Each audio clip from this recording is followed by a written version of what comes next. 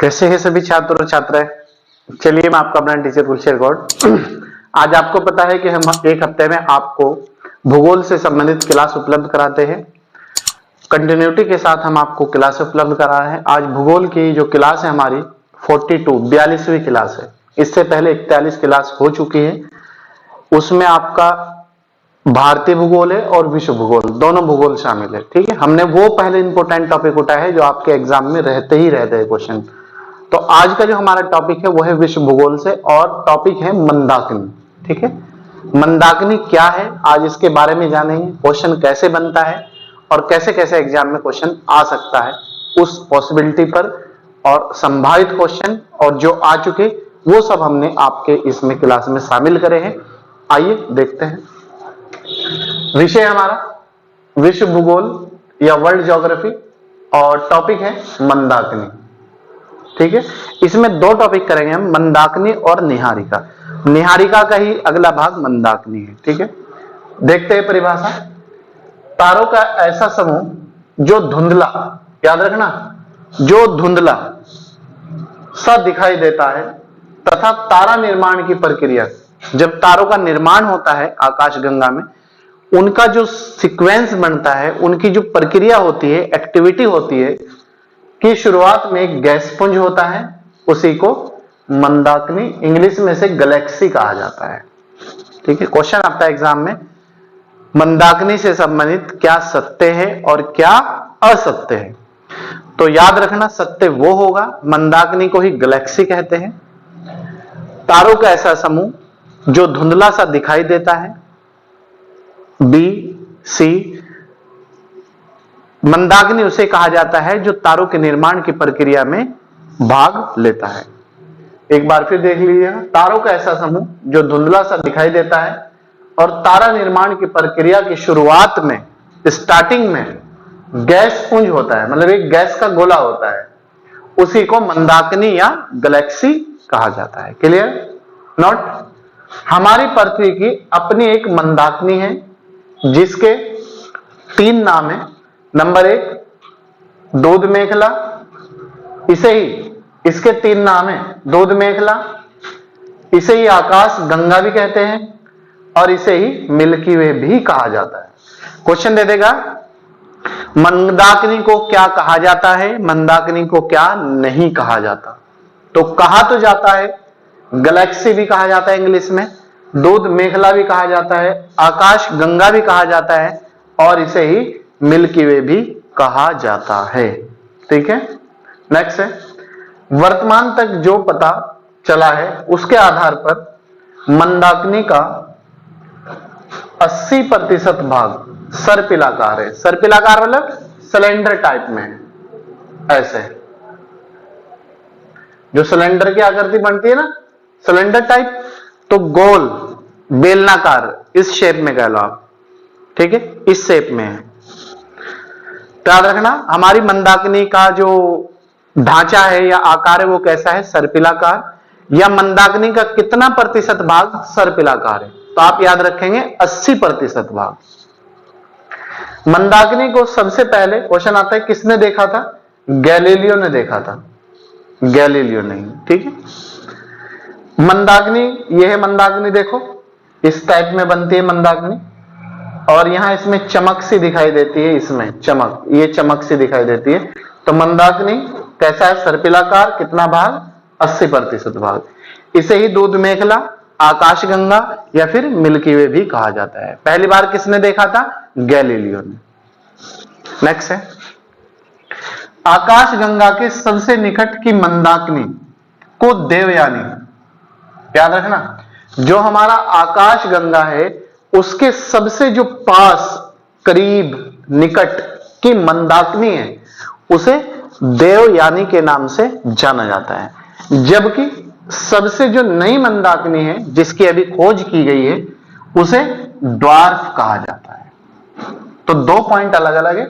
आकाश गंगा के सबसे नजदीक की मंदाकिनी देवयानी, और सबसे नवीन जो मंदाकिनी की खोज हुई है उसे किस नाम से जाना जाता है, ड्वार्फ के नाम से जाना जाता है। क्लियर? नेक्स्ट है, अब है दूसरा पॉइंट हमारा निहारिका। न्यूबुलस कहते हैं इसे इंग्लिश में निहारिका को, ठीक है, न्यूबुलस। देखिए निहारिका क्या है, यह ब्रह्मांड में स्थित, यहां सभी तारों, ब्रह्मांड में स्थित है और यहां सभी तारों का जन्म होता है। अगर पूछ ले सभी तारों का जन्म कहां होता है, निहारिका में। तारा निर्माण की प्रक्रिया कहां होती है, निहारिका में। तारों का जो प्रोसेस है वो कहां चलता है, निहारिका में। निहारिका धूल कण गैसों का बादल सा छाया रहता है। मतलब जो निहारिका होती है यहां पर धूल कण डस्ट वगैरह इनके बादल से छाया रहते हैं, धुंधला धुंधला दिखाई देता है। निहारिका में क्वेश्चन आया था लास्ट टाइम, कौन सी गैस पाई जाती है, हाइड्रोजन, हीलियम और आयनीकृत प्लाज्मा गैस होती है। इसमें हाइड्रोजन, हीलियम और आयनीकृत जो प्लाज्मा वगैरह है वो पाए जाते हैं, ठीक है। नेक्स्ट है, निहारिका दो अलग अलग कारणों से बनती है। मतलब इसके बनने के निहारिका के दो कारण हैं। पहला कारण है ब्रह्मांड की उत्पत्ति से, क्योंकि ब्रह्मांड जैसे ब्रह्मांड की उत्पत्ति होती है वैसे ही निहारिका की उत्पत्ति होती है। दूसरा, किसी विस्फोटक तारे से बने सुपरनोवा। किसी तारे में विस्फोट अगर हो गया तो वहां से जो उसके छल्ले हैं, टुकड़े हैं, वो उन्हें सुपरनोवा कहते हैं और सुपरनोवा से ही निहारिका का भी निर्माण होता है। एक तो ब्रह्मांड की उत्पत्ति से ये बनती है और एक सुपरनोवा तारे के छल्ले के टूटने से इसका निर्माण होता है। क्लियर है। नेक्स्ट है, सुपरनोवा से जो पदार्थ उत्सर्जित होता है, उत्सर्जित मतलब जो पदार्थ टूट के निकलता है या उसके अंदर से जो लावा, मैग्मा या जो चीजें होती है, उससे भी निहारिका का जन्म होता है। उदाहरण के लिए वेल और कर्क, ये निहारिका है, वेल और कर्क इसी का परिणाम है कि कोई सुपरनोवा तारा था वो टूटा तो इन दोनों का निर्माण हो गया या इन दोनों का उत्सर्जन हो गया। किसका, वेल का और कर्क का।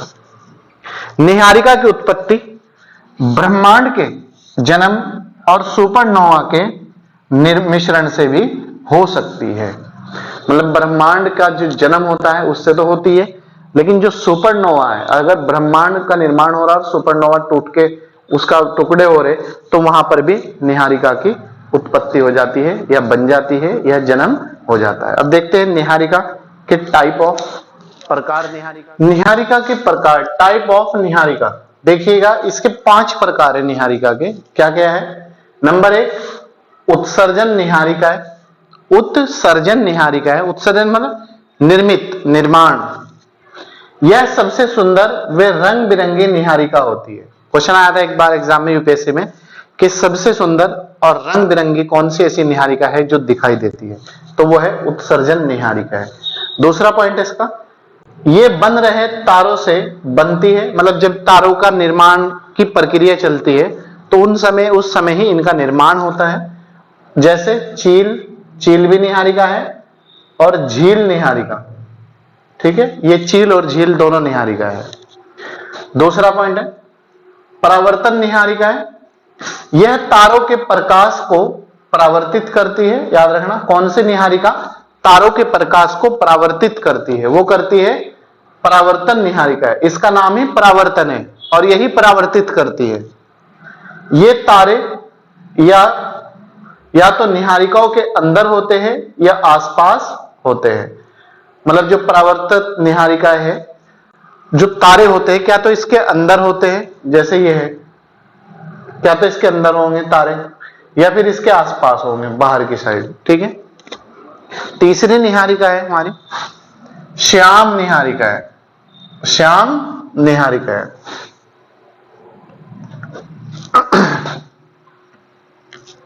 श्याम निहारिका क्या है, देखिए, ये अपने पीछे आने वाले प्रकाश को एक दीवार की तरह प्रकाश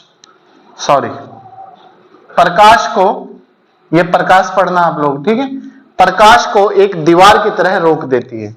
मतलब जो श्याम निहारिका है ये प्रकाश अपने में एब्जॉर्ब कर लेती है और जो आने वाला प्रकाश होता है, जो लाइट होती है, उसके सामने ये अड़ जाती है, खड़ी हो जाती है, तो प्रकाश आगे बढ़ नहीं पाता। यही कारण है कि हम आकाशगंगा को ज्यादा दूर तक देख नहीं सकते। तो कौन सी ऐसी निहारिका है, क्वेश्चन आ सकता है एग्जाम में, जिसके कारण हम आकाश गंगा को ज्यादा दूर तक या विस्तृत भाग उसका नहीं देख सकते? श्याम निहारिका है। क्लियर? नेक्स्ट है, चौथा पॉइंट है ग्रहीय निहारिका है। ग्रहीय मतलब ग्रह निहारिका है। इसका निर्माण तब होता है जब एक सामान्य तारा, जब एक नॉर्मल तारा जैसे स्टार रात को दिखाई देता है, ये एक लाल दानव तारे में बदलकर, मतलब जो एक व्हाइट स्टार रेड स्टार में बदल जाता है, में बदलकर अपनी बाहरी तहों को उत्सर्जित कर देता है। उत्सर्जित मतलब निर्मित कर देता है। तो यही कारण है कि इसका आकार गोल होता है। क्वेश्चन आ सकता है एग्जाम में, कौन सी निहारिका ऐसी है जो पहले तो व्हाइट चमकती है और फिर लाल टाइप में चमकने लगती है? तो वो है ग्रहीय निहारिका है। या फिर किस निहारिका का आकार गोल होता है? वो होता है ग्रहीय निहारिका है। नेक्स्ट है Orion nebula. Orion nebula Niharika देखिएगा, यह हमारी आकाश गंगा से सबसे शीतल, शीतल मतलब ठंडी, वे सबसे चमकीले तारों का समूह है। याद रखना, क्वेश्चन इस तरह ही बन सकता है एग्जाम में कि हमारी आकाश गंगा में सबसे शीतल या ठंडी और नजदीक की या चमकीली निहारिका कौन सी है? वो है ओरियन नेबुला। या क्वेश्चन ये भी आ सकता है कि ओरियन नेबुला क्या है? कोई तारा है, कोई निहारिका है, कोई मंदाकिनी है, या फिर कोई किसी उपग्रह है, उपग्रह है। तो ओरियन नेबुला एक निहारिका है और ये आकाश गंगा के सबसे शीतल और सबसे चमकीले तारों का समूह है। क्लियर? तो प्यारे छात्रों, छात्रों और मित्रों, दोस्तों, ये थी आज की हमारी विश्व भूगोल की क्लास, जिसमें मैंने आपको दो टॉपिक कराए हैं, एक तो निहारिका और एक मंदाकिनी। ये दोनों आज के टॉपिक हमारे कंप्लीट होते हैं।